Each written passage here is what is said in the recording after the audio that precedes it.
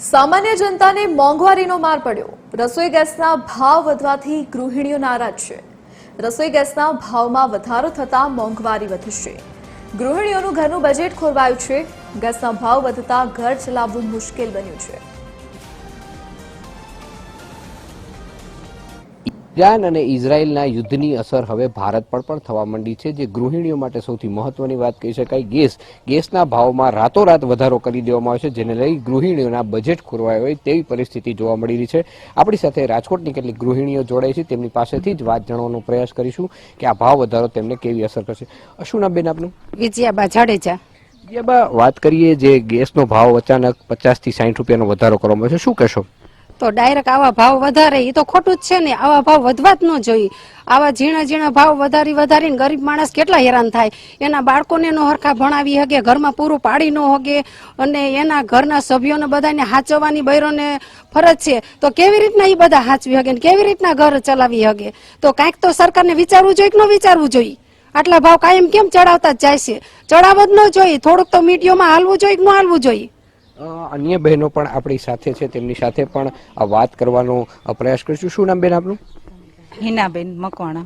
બેન, ગેસના ભાવમાં અચાનક 50 થી 60 રૂપિયાનો વધારો થયો છે, તમારું બજેટ કેવું ખોરવા છે? અમારું બજેટ ખરેખર ખોરવાઈ જાય છે। આવું ન જ કરવું જોઈએ। સરકારે એનો ભાવ ઉતારવો જ જોઈએ। જેટલું પહેલા ગેસનો ભાવ હતો એટલો જ રાખવો જોઈએ, કારણ કે આમાં તો અમારે પૂરું કેમ કરવું એમ। અન્ય બહેનો પણ આપણી સાથે છે। શું નામ બેન આપનું?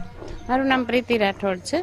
અત્યારે આજે ગેસના ભાવ વધે છે એના કારણે અમારે ગૃહિણીઓને બહુ તકલીફ પડે છે, અને ઘરનું જે બધું બજેટ હોય એ આખું વિખાઈ જાય છે, કારણ કે બજેટ બધું લેડીઝને જ જોવાનું હોય છે। પણ આવી રીતે દિવસે દિવસે ભાવ વધતા જાય તો લેડીઝ કેવી રીતે મેન્ટેન કરે? કારણ કે બીજા બધા ખર્ચા હોય, બધામાં મોંઘવારી આટલી વધતી જાય છે, અને એમાં ગેસના ભાવ વધે જ છે, તો પછી કેવી રીતે મેનેજ કરવું? સરકાર એક તરફ કહે છે કે જે ઇન્ટરનેશનલ માર્કેટ હોય તેને લીધે ભાવ વધતા હોય છે, પરંતુ જ્યારે ફૂડના ભાવ ઘટતા હોય ત્યારે ભાવ ઘટાડતા નથી, એને લઈને શું કહેશો? ફૂડના ભાવ ઘટે છે પણ એટલા પ્રમાણમાં નથી ઘટતા જેટલા ઘટવા જોઈએ। સામે પાછા બીજી વસ્તુમાં ભાવ વધી જાય છે, એટલે એ તો બજેટ તો અમારું તો બધું જે હોય તો વિખાઈ જ જવાનું છે। થોડાકમાં ભાવ ઘટે તો બીજામાં ભાવ વધારી દે છે, ક્યાંક આપણને ઓછા કરે તો ક્યાંક પછી ડબલ વધારે છે, તો એમાં તો પછી અમારું મેન્ટેન થવાનું જ નથી। એટલે સરકાર થોડુંક મધ્યમ વર્ગનું ધ્યાન રાખે કે એમાં બધામાં ભાવ વધારો ન કરે તો વધારે સારું, કારણ કે આ રોજિંદી વસ્તુ છે। આવી રીતે ગેસના ભાવ વારે વારે વધતા જાય તો પછી લેડીઝ કેવી રીતે મેન્ટેન કરે બધું? ખાસ કરીને મધ્યમ વર્ગ માટે, મધ્યમ વર્ગને તો બહુ જ તકલીફ પડે છે આ બાબતમાં। અન્ય બહેનો પણ આપણી સાથે છે। શું કહેશો બેન, આપનું નામ શું છે? જ્યોતિબા જાડેજા। જ્યોતિબા, જે ભાવ સતત વધી રહ્યા છે ગેસના કહીએ, શાકભાજીના કહીએ, એટલે શું મુશ્કેલી શું થાય ગૃહિણીઓને? મુશ્કેલી તો થાય ને, અમારે બધો હિસાબ અમારા જેન્ટ્સને દેવો પડે એમ।